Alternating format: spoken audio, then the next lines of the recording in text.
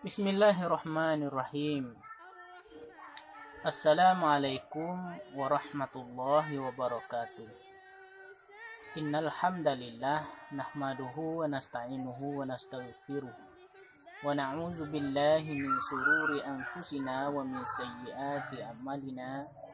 Man yahdihillahu fala mudhillalah wa may yudlil fala hadiyalah. Asyhadu an la ilaha illallah wahdahu la syarikalah wa asyhadu anna Muhammadan abduhu wa rasuluh.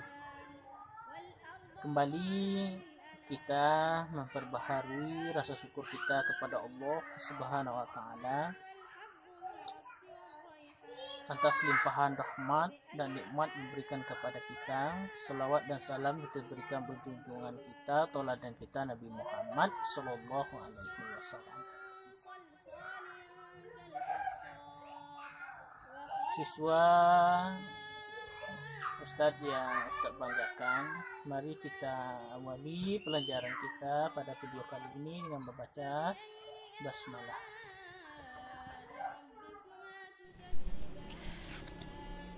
Baik siswa kelas 8 SMP, kita lanjut materi kita tentang kehidupan masyarakat pada masa Hindu-Buddha, mana pada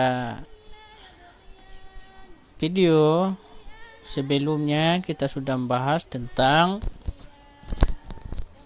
perkembangan agama Hindu-Buddha di India. Nah, sekarang kita lanjut bagaimana kehidupan masyarakat pada masa Hindu-Buddha dan masuknya kehidupan Hindu-Buddha di Indonesia. Nah, pada materi sebelumnya kita juga sudah membahas tentang masa Praasara, sehingga masuk pembahasan kita pada masyarakat pada masa Hindu-Buddha di Indonesia. Nah, ini adalah peta penyebaran agama Hindu-Buddha, jalur penyebaran agama Hindu-Buddha hingga sampai ke Indonesia. Untuk melihat garis-garis merah itu, nah itulah jalur pelayaran India hingga ke Cina. Nah, coba diamati baik-baik. Ya, di buku antum di halaman 223. Nah, hubungan dagang antara Cina dan India ini semula dilakukan melalui jalur darat yang dikenal dengan jalur Sutera. Jalur ini membentang dari Cina melewati Asia Tengah sampai ke Eropa. Komoditi utama yang diperdagangkan adalah kain Sutera dari Cina.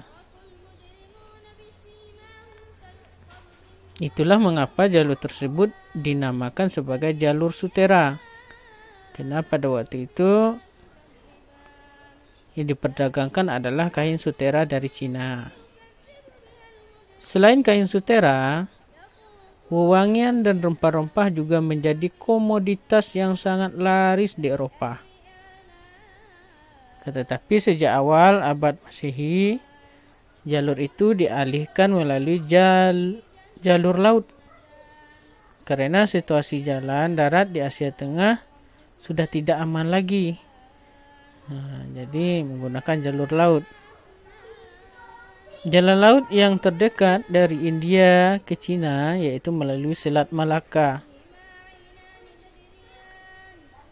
Peralihan rute perdagangan ini telah membawa keuntungan bagi masyarakat di Indonesia. Kepulauan Indonesia menjadi daerah transit atau pemberhentian bagi pedagang-pedagang Cina dan pedagang-pedagang India. masyarakat di Indonesia ternyata juga ikut aktif dalam perdagangan tersebut. Sehingga terjadilah kontak hubungan di antara keduanya. Indonesia berhubungan dengan India dan Indonesia juga berhubungan dengan Cina.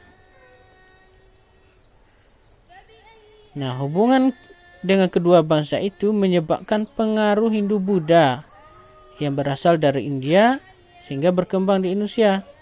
Karena ada hubungan dagang antara Cina, India, dan Indonesia sehingga ada pengaruh Hindu-Buddha. Namun demikian, tidak diketahui secara pasti mengenai kapan dan bagaimana proses masuknya kebudayaan Hindu-Buddha di Indonesia. Sampai saat ini masih ada perbedaan pendapat mengenai cara dan proses masuknya kebudayaan Hindu-Buddha di Kepulauan Indonesia. Nah, ada beberapa teori mengenai masuknya kebudayaan Hindu-Buddha di Indonesia. Yang pertama ada namanya teori Waisa. Nah, teori Waisa ini dikemukakan oleh N.J. Krom. Nah, ia menyebutkan bahwa proses masuknya kebudayaan Hindu-Buddha dibawa oleh pedagang India. Nah, para pedagang India ini datang dari India kemudian berdagang dengan orang Indonesia, dengan orang Cina. Nah, sambil berdagang mereka juga memperkenalkan agama Hindu-Buddha. Sehingga ada beberapa yang tertarik sehingga ada agama Hindu-Buddha di Cina juga di Indonesia. Nah, dia berdagang ke Indonesia ini berdasarkan angin musim.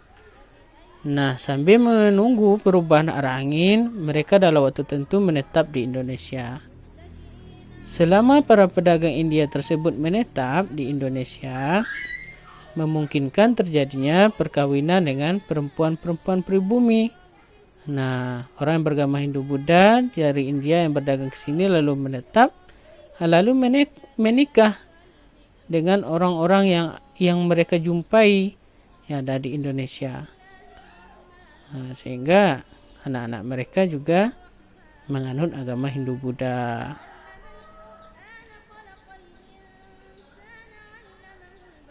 Menurut N.J. Krom, mulai dari sini pengaruh kebudayaan India menyebar dan menyerap dalam kehidupan masyarakat Indonesia. Kemudian teori yang kedua, ada namanya teori Ksatria. Nah, ini ada 3 orang yang berpendapat tentang teori Ksatria. Yang pertama itu ada C.C. Bird, menjelaskan bahwa golongan Ksatria yang turut menyebarkan kebudayaan Hindu-Buddha di Indonesia, para Ksatria India ini ada terlibat konflik dalam masalah perebutan kekuasaan di Indonesia.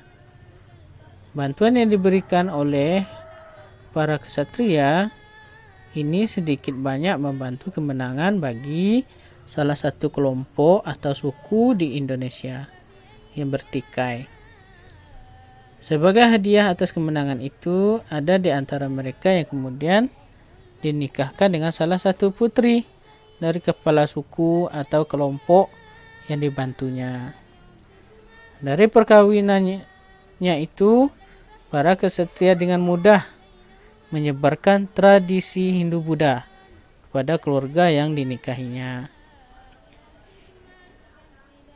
Selanjutnya berkembanglah tradisi Hindu-Buddha dalam kerajaan di Indonesia. Yang kedua, yaitu ada yang namanya Mukherjee.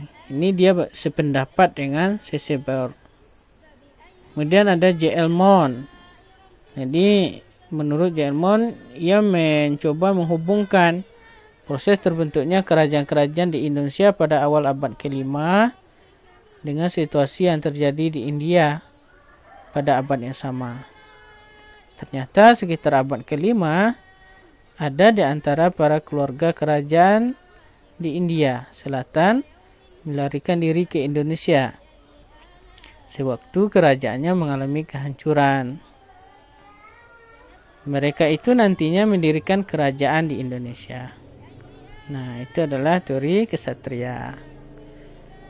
Kemudian yang ketiga, teori masuknya agama Hindu-Buddha Indonesia ada namanya teori Brahmana. Ini diungkapkan oleh J.C. Van Lier. Dia mengatakan bahwa kebudayaan Hindu-Buddha di India yang menyebar ke Indonesia dibawa oleh golongan Brahmana. Pendapatnya itu didasarkan pada pengamatan terhadap sisa-sisa peninggalan kerajaan yang bercorak Hindu-Buddha di Indonesia, terutama pada prasasti-prasasti yang menggunakan bahasa Sanskerta dan huruf Pallava. Karena hanya golongan Brahmana lah yang menguasai bahasa dan huruf itu, maka sangat jelas di sini adanya peran Brahmana yang membawa Hindu-Buddha di Indonesia. Nah, yang terakhir ada namanya teori arus balik.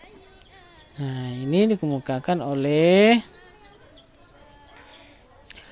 F.D.K. Box. Nah, di pendapat ini menjelaskan peran aktif dari orang-orang Indonesia yang mengembangkan kebudayaan Hindu-Buddha di Indonesia. Pendapat mengenai keaktifan orang-orang Indonesia ini itu dikenal dengan teori arus balik, dikemukakan oleh F.D.K. Box. Teori ini menyebutkan bahwa banyak pemuda Indonesia yang belajar agama Hindu-Buddha ke India. Dan memperoleh ilmu yang banyak, mereka kembali ke Indonesia untuk menyebarkannya. Nah, itu ya. Jadi orang Indonesia sendiri yang pergi ke India lalu membawanya ke Indonesia. Jadi ada 4 ya teori yang dikemukakan oleh para ahli tentang proses masuk dan berkembangnya agama Hindu di Indonesia. Teori Waisa, teori kesatria, Brahmana, dan teori arus balik. Nah, ini pembahasan kita untuk video kali ini. Mudah-mudahan antum paham, dan jangan lupa jaga kesehatan dan tetap di rumah. Ya, kalau ada pertanyaan silahkan dihubungi atau di komentar di channel YouTube, dan jangan ya, atau di Japri ya. Nah, nama channelnya Noki Al-Fatih. Tugasnya di rumah adalah silakan antum ya buat ringkasan ya kesimpulan antum dari 4 teori ini, dan mana teori menurut antum yang kuat, mana teori yang paling kuat menurut antum, dan diberikan alasannya. Itu buat di buku catatan ya, lalu dikirimkan ke grup IPS. Nah, itu tugasnya ada 2 ya. Tulis kesimpulannya, lalu buat teori mana yang paling kuat menurut antum tentang penyebaran Hindu-Buddha di Indonesia, dan tulis alasannya. Demikian, Assalamualaikum warahmatullahi wabarakatuh.